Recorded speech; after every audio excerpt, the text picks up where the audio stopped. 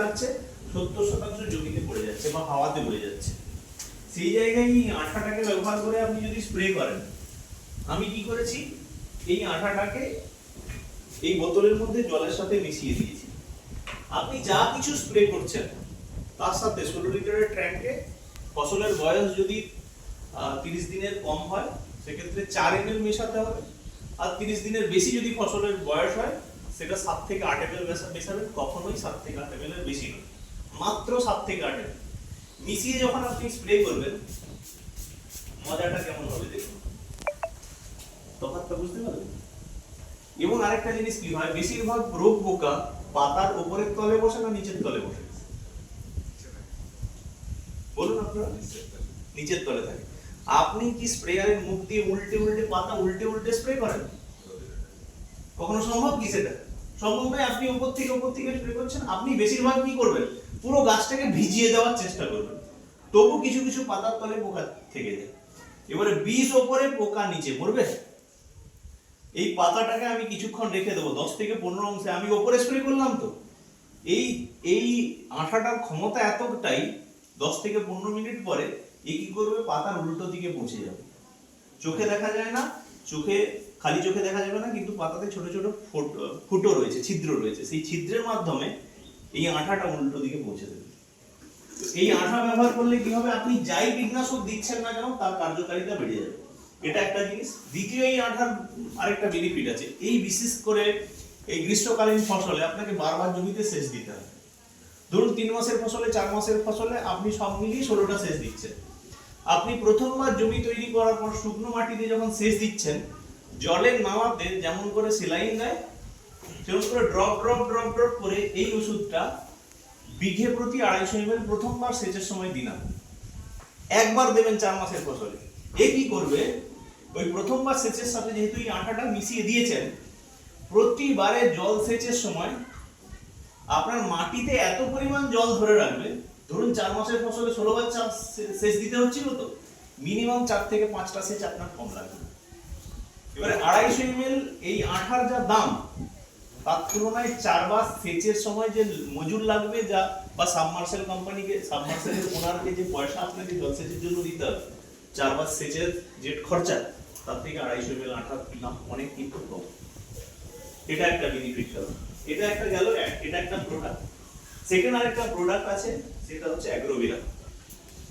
অনেক সময় কি হয়, কেমিক্যাল দিয়ে সার দিতে দিতে আমি শুরুতে বলছিলাম, আপনি কি করছেন, নাইট্রোজেন ফসফেট পটাশই শুধু দিচ্ছেন জমিতে, বাকি আর উপাদানগুলো পাচ্ছেন।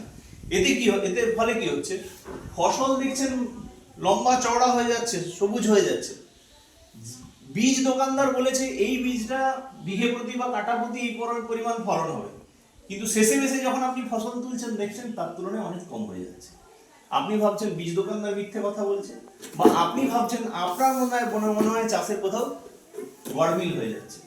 গড়মিলটা আপনারও হয়নি, গড়মিলটা হচ্ছে বীজ দোকানদারও হয়নি।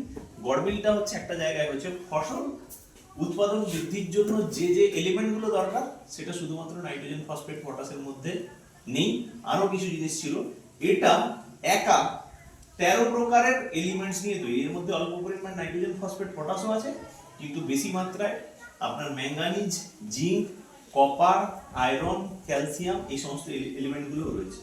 এটা দিয়ে চাষ করার পর আমাদের যারা চাষি আছে, আমাদের যারা ব্যবহার করে, তারা কাঠা প্রতি প্রায় 30 থেকে 40% বেশি ফলন পেয়েছে ওই একই পরিমাণ কেমিক্যাল সারের ব্যবহারে, একই বীজে।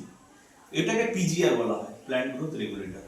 এবার এটাই লিকুইড ফরম্যাটে আছে, যখন আপনার ফসল বড় হয়ে যাচ্ছে, পাতা চওড়া হয়ে যাচ্ছে, তখন এটা স্প্রে আকারে দিতে পারেন। আর যদি মনে করেন ফসল ছোট আছে, মাটিতে এটারই দানা আছে, 1 কিলো, 2-3 কিলো এবং 5 কিলোর প্যাকেটে এটা পাবেন। এবং মজার বিষয়, ধরুন আপনারা চাপান সার, ডিএপি, ইউরিয়া বা অন্যান্য সার যেটা ব্যবহার করেন, ধরুন বিঘে প্রতি আপনার সব সার মিলিয়ে 20 কিলো ব্যবহার করতে হচ্ছে, সেই জায়গায় এটা আপনি বিঘে প্রতি মাত্র লাগবে 5 কিলো। এবং এটা একবারই, একটা ফসলের জন্য একবারই দানা সারটাকে ব্যবহার আপনি করবেন। তো এটারই দানা হলো, এটা লিকুইড হলো। আরো একটা প্রোডাক্ট রয়েছে, এটা বুস্টার। এটা বুস্টারের কাজটা কি, ধরুন অনেক সময় কি হচ্ছে, ফসলে আপনার বয়স হয়ে গেছে, ফুল আসার বয়স হয়ে গেছে, কিন্তু ফুল আসছে না, বা ফুল এলেও কম আসছে, বা কম ফুল এলেও আপনার ঝরে যাচ্ছে, ফুল ঝরে যাচ্ছে, বা ফলের ছোট ছোট দানা আসছে, ফল ঝরে যাচ্ছে, সেই জিনিসটাকে আটকানোর জন্য এই বুস্টারটা খুবই উপকারী। এটাও হচ্ছে জৈবিক, জৈবিকে রয়েছে। আরো একটা আমাদের প্রোডাক্ট রয়েছে, সেটা হচ্ছে এটা একটা ছত্রাকনাশক। এই যে আপনাদের এখানে আজকে একটু মেঘলা মেঘলা ওয়েদার রয়েছে, আমি কলকাতা থেকে আসার পথে দেখলাম ভরপুর শীতের দিনের মতন কুয়াশা।